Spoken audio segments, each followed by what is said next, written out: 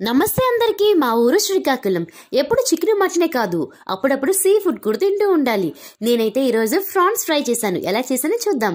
ముందుగా అయితే పసుపు, ఉప్పు, కారం ఫ్రాన్స్ పట్టించి హాఫ్ అన్ అవర్ మ్యారినేట్ చేయాలి. అలాగే 2 ఆనియన్స్ అండ్ అల్లం తెల్లుల్లి పేస్ట్ అనేది నేను చేయను, ఓన్లీ దంచుకుంటాను. ఇలా చేస్తే కొనుక ఎంత బాగుంటుంది తెలుసా కర్రీ. ఒకసారి మీరు ట్రై చేయండి. ఫస్ట్ అయితే అందులో ఆయిల్ వేసి ఆనియన్స్ వేసుకొని అల్లం తెల్లుల్లి దంచుకుంది వేసుకోవాలి. పచ్చిమిర్చి అలాగే కరివేపాకు వేసుకొని మొత్తం ఒకసారి మిక్స్ చేయాలి. మిక్స్ చేసిన తర్వాత ఫ్రాన్స్ని కూడా వేసుకొని మొత్తం అన్ని కలిసేలా మిక్స్ చేయాలి. మిక్స్ చేసిన తర్వాత అందులో 1 table spoon of pepper powder వేసుకోవాలి. ఇలా వేస్తే ఘాటుగా చాలా బాగుంటుంది. అలాగే కొంచెం కారం, ఉప్పు వేసుకొని మొత్తం అన్ని కలిసేలా మిక్స్ చేయాలి. వాటర్ అంతా ఇంకిపోయిన తర్వాత అందులో గరం మసాలా పౌడర్, అలాగే 1 table spoon of tamarind juice, చిటికెడు షుగర్ కూడా వేసుకుంటే చాలా బాగుంటుంది.